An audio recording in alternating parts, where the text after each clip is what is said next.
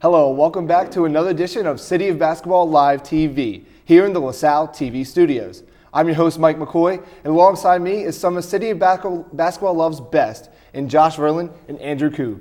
And for this episode, we have our top stories of the week. We have a player spotlights on some of the best ball handlers in the area. We also get in a preview of what's coming up, and then we go into our high school basketball preview. But let's start off right now with our top stories. And Josh, this week we had a wild Wednesday as Salle and Temple both got the W. Yeah, it was a great day for City Basketball Love Hoops, that's for sure. Temple Villanova played Big 5 game over at the Pavilion, LaSalle, Penn State at the Palestra, and we got two really interesting games. Temple, both games actually very close in the first half and then pulled away late. Temple, big run to start the second half to beat Villanova. LaSalle, another big 25-5 second half run to beat Penn State. Now you talk about both these wins. Which one looks more impressive to you?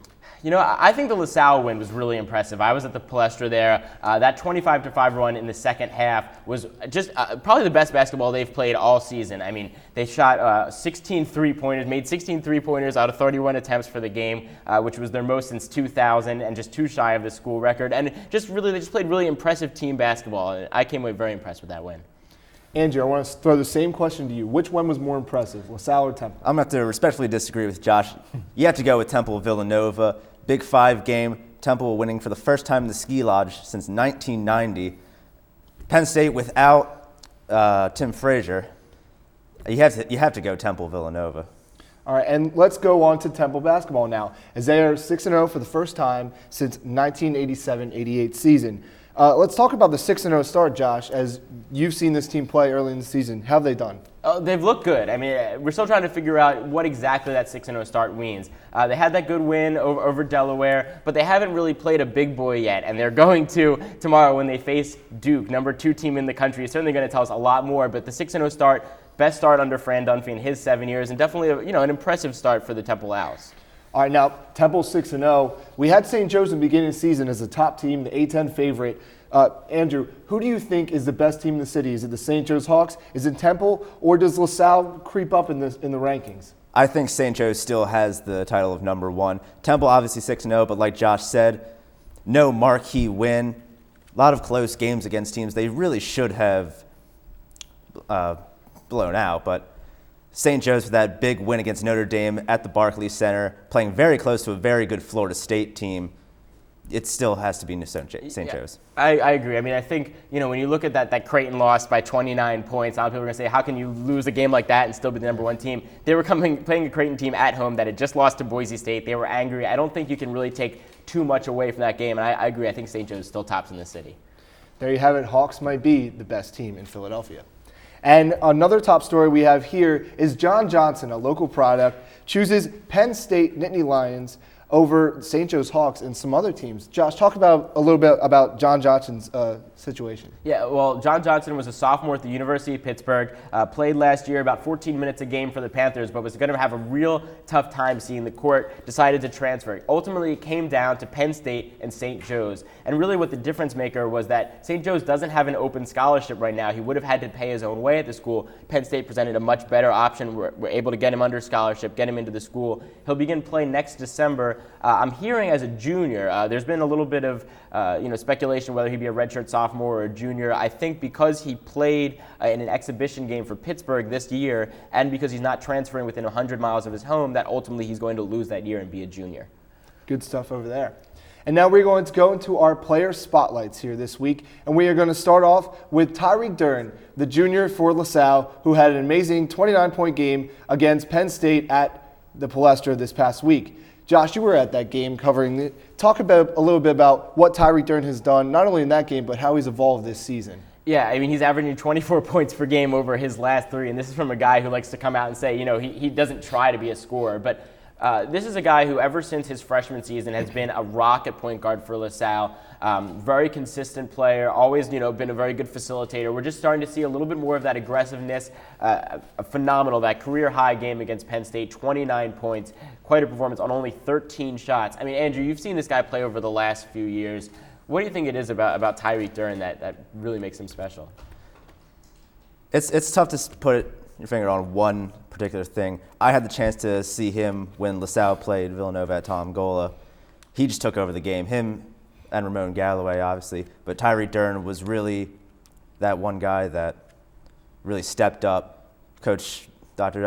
John Giannini, really praised him in the post-game conference, and it was I think it's good to note. I think it's good to note here that Tyree Dern is using his big man Steve Zach and Jarrell Wright pretty well. But the thing is, they're not really scoring. They're not getting hot. And when the team's slow and like in the second half, early in the Penn State game, there was just a barrage of threes that were missed. Talk about what Tyree did to try and level up the playing field to get on that 25-5 run. Yeah, I mean, he played a huge role in that. He had a three-pointer. They had back-to-back old-fashioned three-point plays. But I think it is important to note that even while he is scoring this much, he's still averaging 5 assists per game over those last 3 games. So he's really been the complete package for them this year.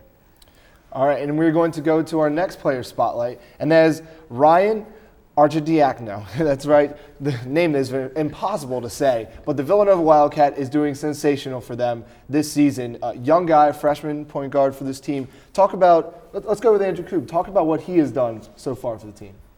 A lot of people have said Arch he's going through some growing pains.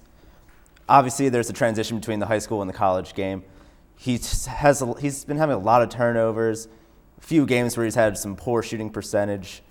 It's going to take some time, as with any freshman, but give it a couple more games. I think you'll start seeing what he really can bring to the table. Yeah, I mean, you're talking about a kid who was 46th overall in the ESPN 100. So this is a kid who was very highly recruited coming out of high school, but missed his entire senior year of high school in Chamonix with a back injury. So, yeah, I definitely agree with you, Andrew. There's been some growing pains. There's been some poor shooting nights.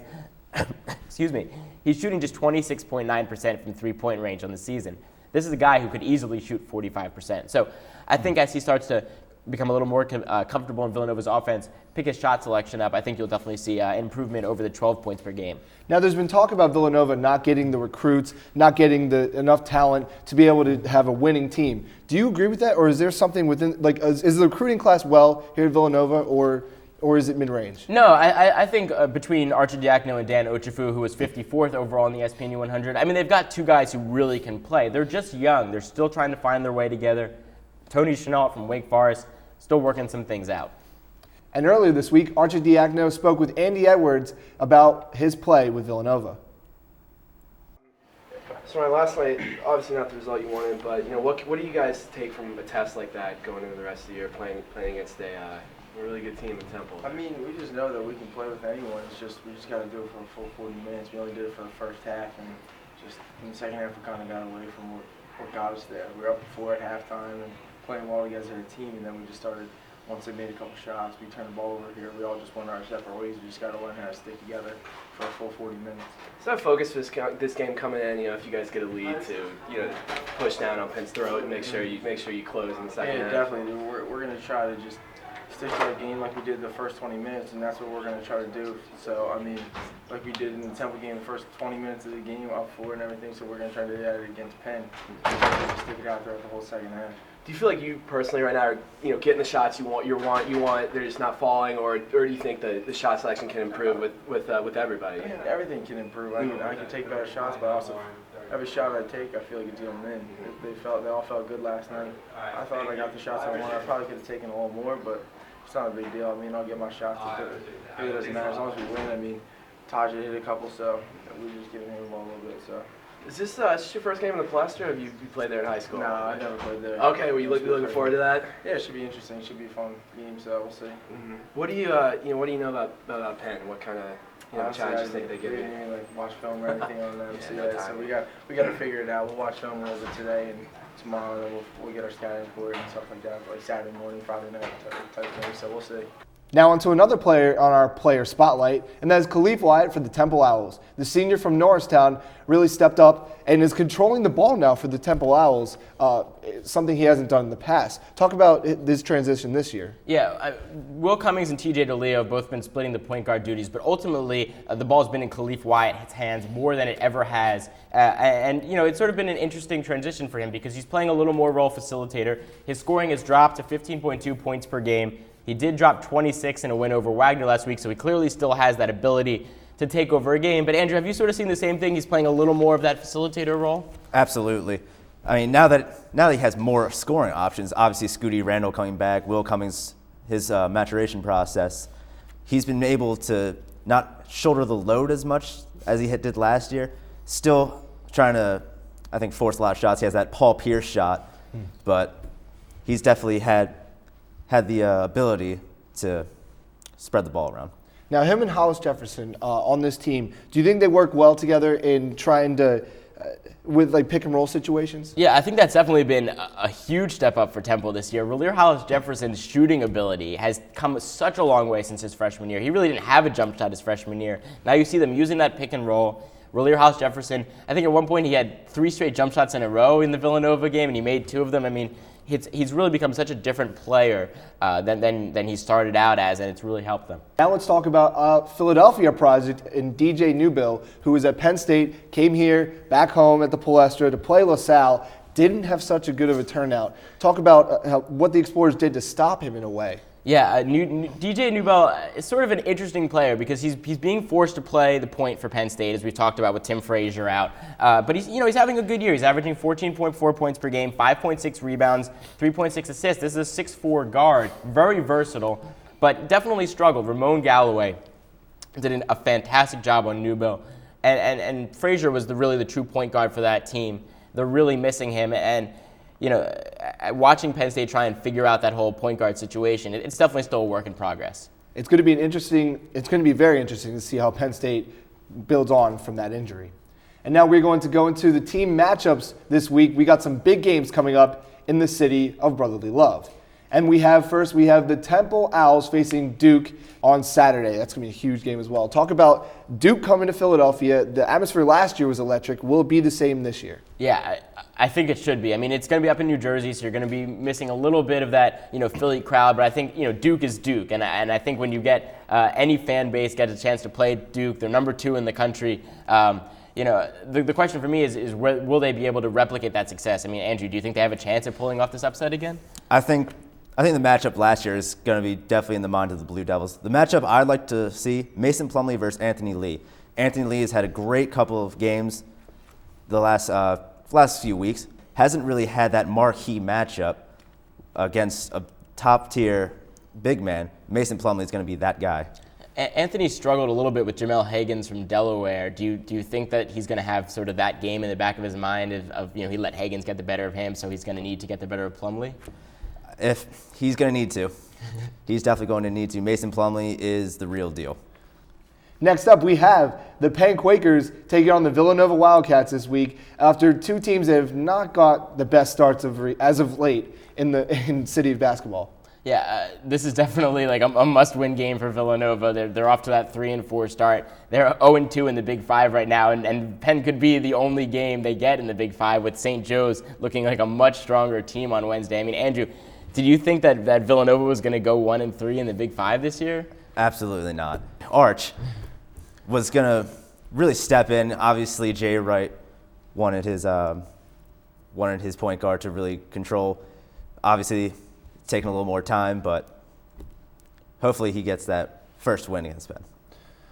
And now we shift over to our high school preview as we are ready for the high school basketball season to begin in the city of Philadelphia. Josh, let's talk about some teams you're looking forward to see this season. Yeah, there's a ton of really good teams in the city. So I tried to pick out, 5 teams, maybe not the 5 best, but at least 5 that I think are very interesting teams to keep an eye on as the season progresses. Definitely got to start off with Chester. Coached by Larry Arbre, they are stacked. Led by Rondé Jefferson, younger brother of Temple forward Relir Hollis-Jefferson, one of the top 20 players in the senior class going to Arizona. But behind him, it's just a really talented, deep team, one of the best in the country. Moving on, we look at the public league. Math, Civics, and Sciences playing down on 19th and Girard have 3 Division I players. First time in school history that they've sent even 1 player D1. Britton Lee, Jeremiah Wortham going to Robert Morris, Quadir Welton to St. Peter's. They're another very deep, very talented team. Staying in the public league, we can look at Roberts Vox, led by point guard Rashid Jordan, the most wanted player in the city right now, has not picked a college. We'll talk about Rashid a little bit, but Vox very deep. They've got Sam Foreman, a freshman who just transferred in. Very, very good backcourt at Vox. In the Catholic League, 2 teams you really got to look out for. Roman Catholic, playing down there right on Broad Street. Roman's had a great basketball tradition. They've got Garner Jr., St. Joe's wants him real bad, and Trayvon Wilkerson, a freshman.